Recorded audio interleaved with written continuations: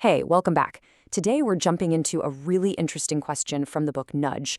Why on earth do we, as smart human beings, sometimes make just terrible decisions? We all feel like we're in the driver's seat, right? But the truth is, a lot of the time, we could really use a little help. So let's figure out when and why. I mean, just think about it for a second. You can pick out your favorite flavor of ice cream in a heartbeat, but choosing a health insurance plan or figuring out how to save for retirement, it can feel absolutely paralyzing. So that's the big puzzle we're digging into today. What is it that makes some of life's choices so incredibly hard, and how can we use that knowledge to get better at them? All right, so here's the game plan. First, we're going to pinpoint the exact situations where we tend to trip up. Then, we'll get into the weeds on some of life's most difficult choices. You know the ones. After that, we'll see what happens when we have to choose without all the facts. We'll even ask if the free market is really on our side. And finally, we'll look at how our own little quirks can sometimes be used against us. Okay, so let's kick things off with a huge idea from the book called Choice Architecture. It sounds fancy, but it's really simple. It's just the way choices are presented to you. Think about the layout of a supermarket or the order of questions on a form. It's absolutely everywhere, and we can't get away from it. So if that's the case, the real question becomes, how do we design it to actually help us? And this right here, this is the golden rule. It's the core principle of the whole thing. Now, the point isn't to force you into doing something or to take away your freedom. Not at all. It's about setting things up in a way that gently points people toward a better outcome, especially in those moments where we know they're probably going to struggle. So if we want to create helpful nudges, we first have to know where we need them most. And the first big area, well, it's that timeless battle between what you want right now and what's good for you later. This is where our old friend, self-control, or maybe the lack of it, really comes into play.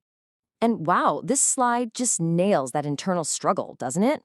On one side, you've got investment goods. Things like going to the gym, or yes, flossing your teeth. The effort is right now, but the payoff is way down the road, so we tend to put them off. Then you've got the other side, sinful goods. The donut, the cocktail. The pleasure is immediate, and the cost comes later. And you guessed it, we tend to do way too much of that stuff. And look, if you want stone-cold proof of this, just think about New Year's. It's the perfect test case. Nobody ever sits down and says, you know what? My goal for next year is to floss way less and definitely eat more fast food. No way. Our resolutions are always about doing more of the investment stuff and less of the sinful stuff. It's basically us admitting to ourselves, yeah, I've got a self-control problem. But, it's not always about willpower. Sometimes we make bad choices for a much simpler reason. We're basically flying blind. The whole situation is set up in a way that makes it almost impossible to learn or make a smart call.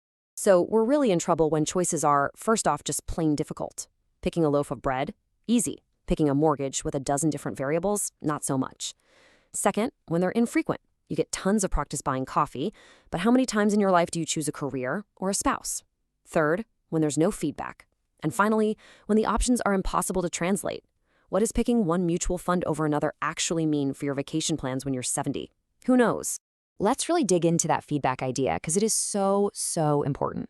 The main way we get better at anything is through trial and error, right? You try something, you see what happens, you adjust. But for so many of life's biggest decisions, we just don't get that clear, quick feedback loop. And oh my gosh, this is the perfect way to think about it. Imagine you're practicing your golf putt.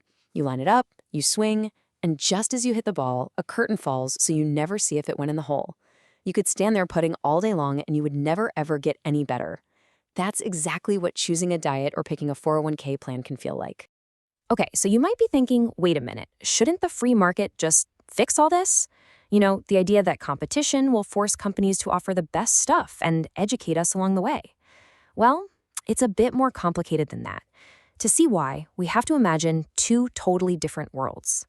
So in this perfect imaginary econ world, everybody is a super rational econ who never makes a dumb mistake. And in that world, yeah, markets work perfectly. But we don't live there. We live here, in human world. And we're humans. We're biased, we get tired, we make mistakes. And in our world, markets don't always protect us. Sometimes they can actually be designed to profit from those very mistakes. Now, to be fair, competition does sometimes save us. The book has this great little example from a Shel Silverstein poem. A kid wants to trade $1 for 2 quarters. Because hey, 2 coins is more than 1 coin. But in a competitive market, he's fine. A bank isn't going to rip him off. They'll compete to give him the best deal, 4 quarters. So in that case, his little error in judgment is pretty harmless. But here's the thing. What happens when the good guys, the competitors, can't or don't step in? This is where it gets really interesting, and where we see that it can be way more profitable to take advantage of our human flaws than to fix them. All right, let's make this real. Walk with me through the classic extended warranty trap. You go to buy a new phone. It costs $200. And then, right at the checkout, the salesperson hits you with the offer. An extended warranty for just $20. You know, better safe than sorry. Sounds reasonable, right? But here's the secret sauce. The info they don't exactly advertise. The actual statistical chance of your new phone breaking during that extra year of coverage, it's about 1%. So, let's do the math here. It's actually pretty simple. If there's a 1% chance of avoiding a $200 cost, the real value of that insurance you're being offered is $2.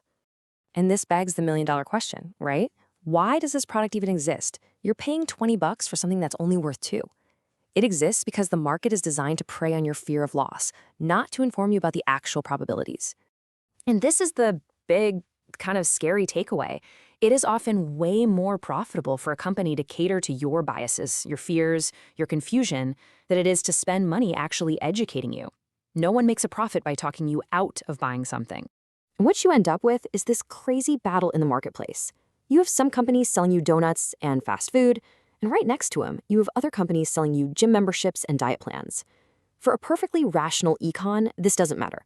But for us humans, who struggle with temptation, we have a very real stake in which side wins that fight. So, where does that leave us? If we know we have these predictable blind spots, and we know we can't always count on the market to look out for us, it all comes down to this massive, really important question. Who should be designing these choices for the better? Who gets to be the choice architect? And that question is exactly what we're going to tackle next time, as we take a deep dive into the incredibly powerful tools of choice architecture. Thanks so much for joining me.